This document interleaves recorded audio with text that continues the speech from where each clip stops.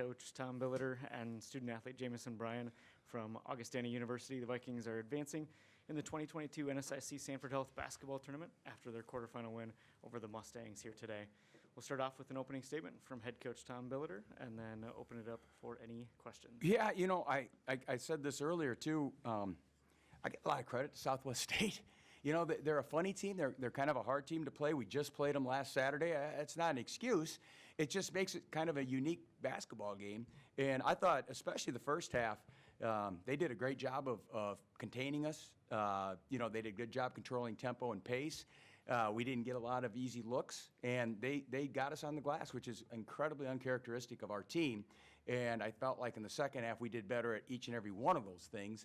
But I'd start this thing out talking with JMO. It was a little bit a mix of, I don't know if we felt, some excitement, nervous energy, and did some things, and also a little bit of exactly what I said, what they did, and kind of agreed with me. I mean, they did a good job, and they're kind of an interesting team to play back-to-back 7 days later. Jamison, it's tied at halftime, and you guys came out 13-3 run right off the bat, start the second half. Did you guys talk about something at halftime? Was it just coming out with energy? What kind of led to that spurt there? Right, we just knew we had to settle in. I mean, we talked at halftime. We were doing some things that we don't usually do, on the defensive and offensive end, and we just had to settle in, do what we've been taught, and run our offense and really work hard in defense. And we knew it would click, and we just kind of had to settle in. I mean, for this group of guys, none of us have made it past this round. So I think there was a little bit of pressure that we're putting on ourselves and a little bit of that nervous energy that just kind of bogged us down a little bit. But in that second half, we were kind of able to shed that and really just play basketball. What's the hardest thing about playing a team for the third time in one season? I mean, it's tough because both sides get such a good feel for each other. So, we all know each other's tendencies on the other team, and, they know ours. So,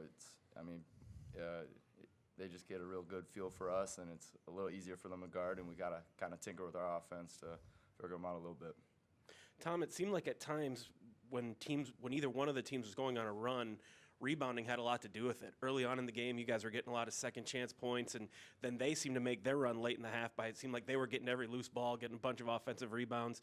Did it feel to you like that was something that kind of affected the ebb and flow of the game? 100%, and what we talked about at halftime, we were changing defenses up, but no matter what, I have to have 5 on the glass, and so by the end, Isaac ended up with 4, Dill had 6 rebounds, he also had 7 assists, 2 turnovers, but you see the rebounding totals for like Tyler, and we just did a better job on the glass, and that same team just a couple nights ago, they were 16 for 31 from 3. They shot it really well. Tonight, 2 for 29, and I thought a lot of it had to do with we're long, and I thought we were closing out on their shooters with high hands. We rarely ran past a shooter. Our closeouts were solid. I thought we did a pretty good job of covering up on airtime. The ball being there, we're moving on the catch, we were there. And those are good things. It wasn't all we were all frustrated and all that. No, there were a lot of good things too, and I did think our perimeter defense, for the most part, was pretty good because containing the basketball was a whole nother story, but that's what Byers does. And you know what? He's really good at it. Not every team has a Kenny Byers either, and he is really good at probing, changing speeds, changing hands, using his body and getting inside that paint area where he's very effective.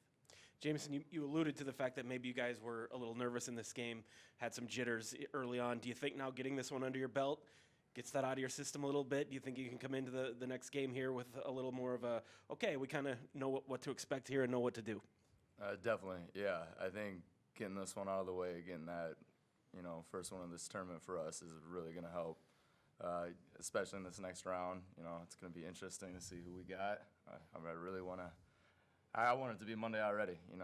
We're going to be ready to go, and I think we'll be a little more calmer, a little more into ourselves. Tom, Jamison alluded to the fact that none of the players have been in this situation before, or at least have been this far. You have. How does that affect what you tell them and what you talk to them about, and just what to expect, how to approach the games as you get deeper into the season and into the postseason? It's a good question. He'd be a good one to ask that to, because I've consistently and constantly said, just do what we do, we're going to be fine. Don't put what I talk about in the locker room just now at the end of the game, self-imposed pressure that you just don't need. We're plenty good enough. We don't have to worry about, being perfect or this or that. There's a lot of good teams here that don't have to worry about that. They're all plenty good enough.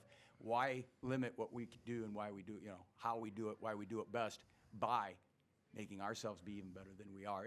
It's just, I told them yesterday, I've said it every day this week, we had kind of an interesting week. Tuesday, we had an October 15th practice, and it was a long, hard practice. And I said, this is what got us here. You know, we worked like this all year to be where we are.